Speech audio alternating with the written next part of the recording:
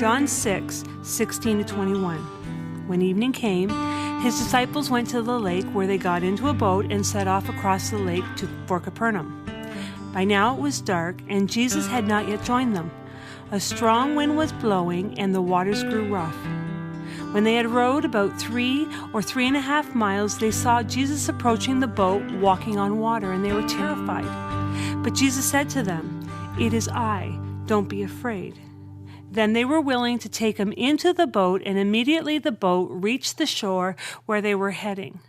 Welcome to Devries Ministries. Now, last week we looked at Jesus feeding the 5,000 men, plus women and children, which would be equaling somewhere around 20,000 in all.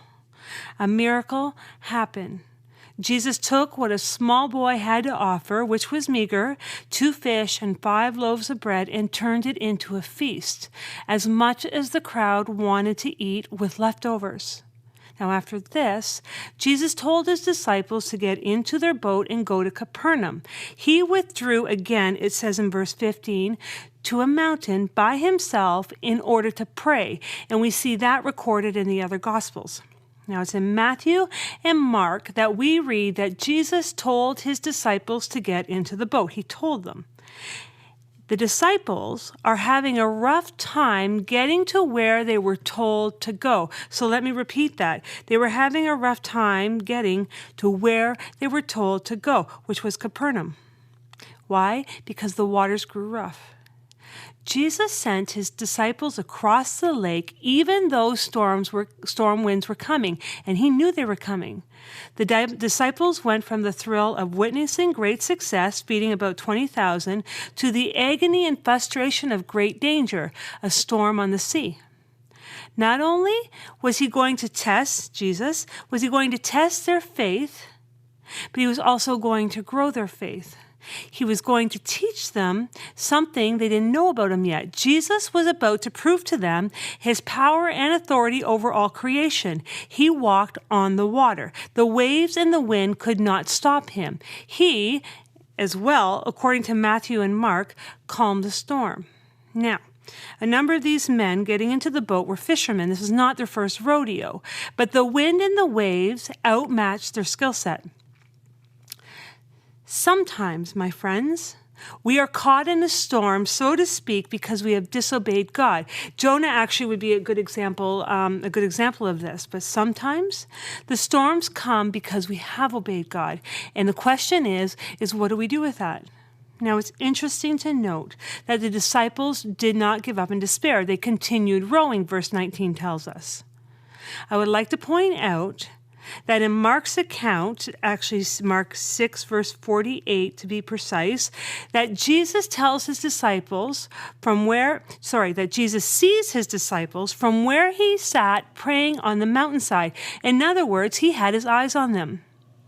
Are you in a storm? Is the storm perplexing because to the best of your ability to understand, you have been obedient to God, to his calling and his command to go and trust, and yet the wind and the waves threaten to undo you? Figuratively speaking, where is your Capernaum? Where has he asked you to trust him, not only to get into the boat in the first place, so to speak, but to keep paddling on no matter how hard the forces of nature, people, and life are against you? Now, Jesus is on the mountain, and he is praying to God. And as I said, he sees his disciples. He doesn't change. That means he sees you and he sees me, and he's praying for us. This time not on a mountain, but as Romans 8 verse 34 tells us, at the right hand of God. And it tells us that he's interceding for us. At precisely the right time, Jesus comes to them, the disciples, walking on the lake, walking on the storm of the sea. He doesn't change. He doesn't change. That means at precisely the right time, Jesus will, in whatever way he decides to show himself to you in your storm, will show up. He will show up. Jesus brought the disciples from stormy waters to calm waters. Jesus brings his disciples to their commanded destination, and his words relieve their fear. It is I, don't be afraid. Another question. Are those words, it is I, don't be afraid, enough to relieve your fears in the storm of life? Now, although we may greet Jesus with hearts of faith when all is well, does our faith fade when the world attacks us as storms set in?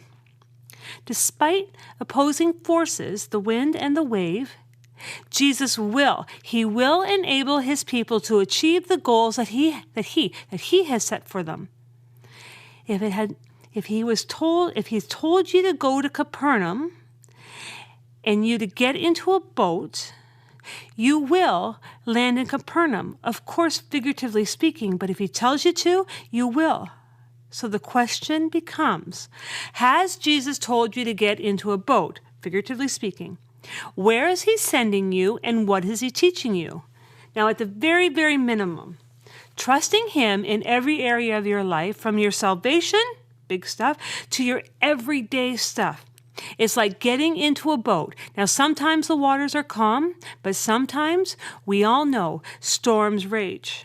Now, does the truth of knowing that although Jesus is not on earth in person with us, he sees us, he's with us, and we are not alone. He is walking on the water right beside us, if you will.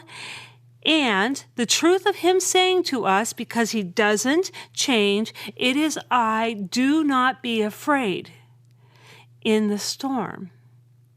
Does that bring a sense of calm, peace, and trust in the middle of whatever it is that you're going through, whatever the storm may be? Now, if not, maybe it's a good thing to ponder and pray about, because it simply should. Now, I'm not saying for 1 minute that it's easy, because it's not, and it simply isn't. But I am saying that I know it's truth, easy or not.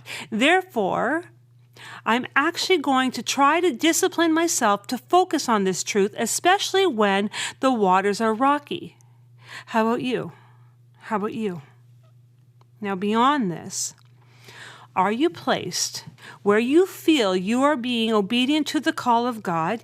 You just know when there's a call. You just know it. What is it? Where is your Capernaum?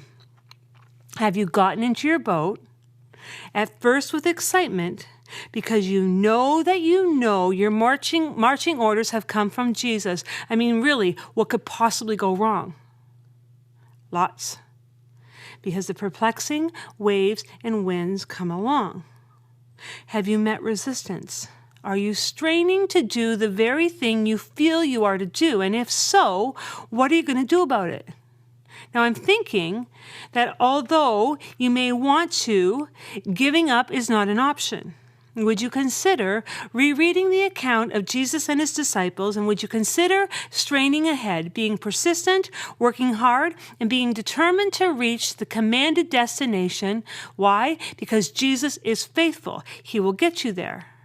The destination will be different for each of us. It could be, maybe a tough, rough relationship that you know Jesus is asking you to work through, to love the hard to love, to be patient with one who tries your patience, or to give your time to a person, a cause, or a ministry. But in each case, hurdles that have the ability to stop you, discourage you, and frighten you get in your way. Consider keeping on with the paddling, my friends, because Jesus does not change. He sees you. He sees me, and he's praying for us. He wouldn't have told us that if it were not true, because he is truth. He does not lie. Now, the wind and the waves are not by accident. Keep paddling, even though it may be hard for us to get our head around. And it probably is, actually. But even though, look for Jesus. He walks on the storms and he's able to calm them. He will not command you to do something or to go somewhere without providing the means to do so, even in the midst of resistance. Jesus said to them, to the disciples in verse 20, "It is I, do not be afraid." Then they were willing to take him in his boat, and the boat reached where they were heading. Whether it's daily living with faith that is unwavering, or obedience to where you feel Jesus has called you to go, whatever that looks like, would you consider inviting him into your boat, because he is still saying all these years later, "It is I am with you. Do not be afraid." Paddle on, storm or no storm. Will you trust him in the midst of wherever he has you? Because he is with you, and he will get you to where you need to be in life, in faith, and in destination. Paddle on, my friends, paddle on. Amen.